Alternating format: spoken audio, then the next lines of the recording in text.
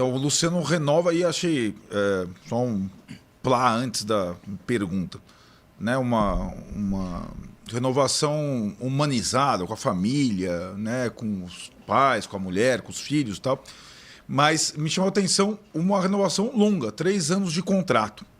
Qual foi a ideia para a renovação do Luciano de 3 anos e se, pegando ela como base, é uma indicação que Calleri e Lucas também passem por essa ideia de uma renovação por 3 anos? Eu poderia falar muita coisa sobre o Luciano aqui, porque ele tem uma representatividade muito significativa, né? O Luciano, depois do Arboleda, é o jogador que tem mais jogos no São Paulo, se não me falha a memória, 357 jogos com a camisa do São Paulo. Isso é muito importante. E nós temos hoje 11 atletas que têm mais de 100 jogos com a camisa do São Paulo. E não é por outro motivo que esses atletas cada vez mais se identificam com o clube e transmitem isso nos seus gestos, né? Não necessariamente isso te garante conquista de títulos nem vitórias, mas te garante uma identificação do torcedor com esse atleta. Porque quando ele joga com a camisa de São Paulo, ele sabe o que o torcedor de São Paulo quer, né? A renovação do Luciano passa por motivos que vão, portanto, a partir dessa identificação que ele tem com o clube, dessa noção de pertencimento, que é uma coisa muito importante para nós, pelos números que ele tem, que são números absolutamente expressivos, né? E principalmente pelo fato que ele foi assediado por outros clubes. Nós recebemos uma consulta direta de um clube brasileiro, com uma proposta financeira importantíssima para ele, e uma proposta que seria insignificante para o São Paulo, por um dado de realidade que é indiscutível. Daqui a 5 meses ele poderia assinar um pré-contrato. E por mais que o atleta seja profissional, quando ele assina um pré-contrato, você perde o jogador. Mesmo que ele cumpra o contrato, ele não será mais aquele atleta que fora em outro momento, porque ele já está com a cabeça em outro lugar.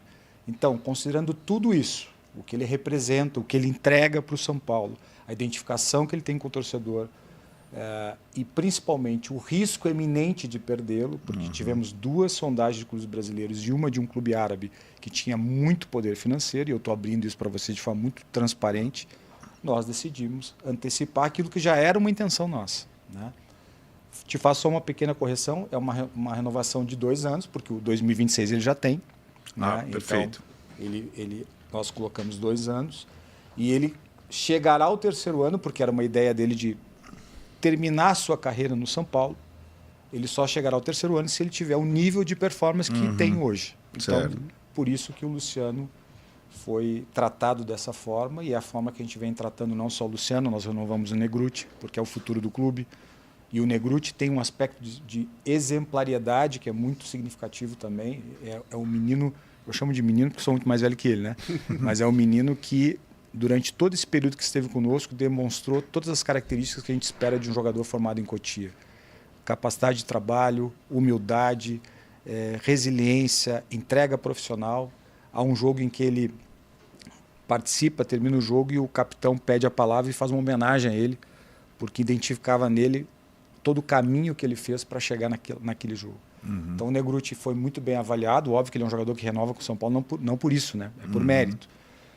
O Sabino é um jogador também que nós estamos trabalhando na renovação dele, ela não está consolidada ainda, mas é um jogador importante, que chegou de graça no São Paulo.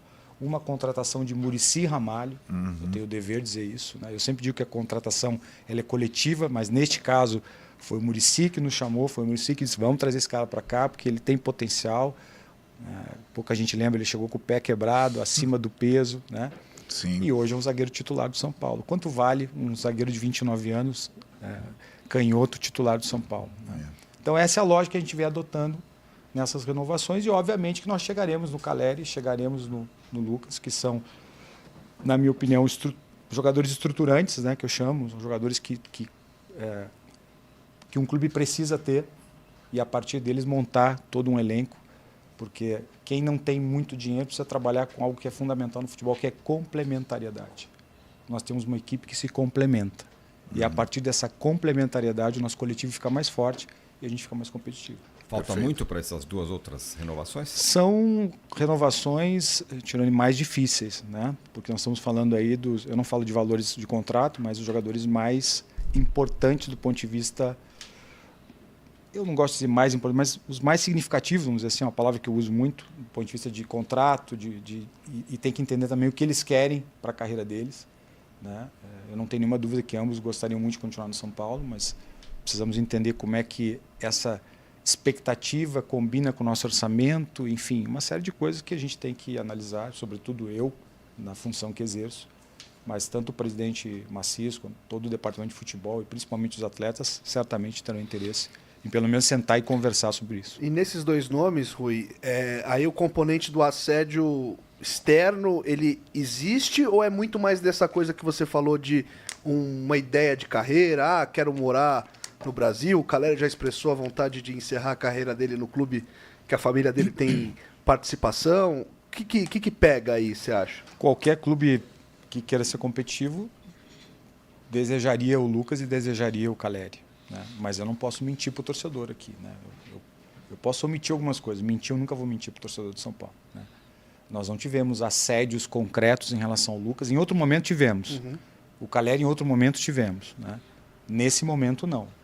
Mas eu tenho absoluta convicção, como aconteceu com o Luciano. Quando o Luciano recebeu esse assédio, os empresários dele ligaram para mim e poderiam ter feito essa roda girar mais e depois só me dar a notícia, olha, infelizmente, né? E eu tenho certeza que os representantes, tanto do Caleri quanto do Lucas, farão a mesma coisa. Mas nesse momento a gente não tem nenhum tipo de assédio formal.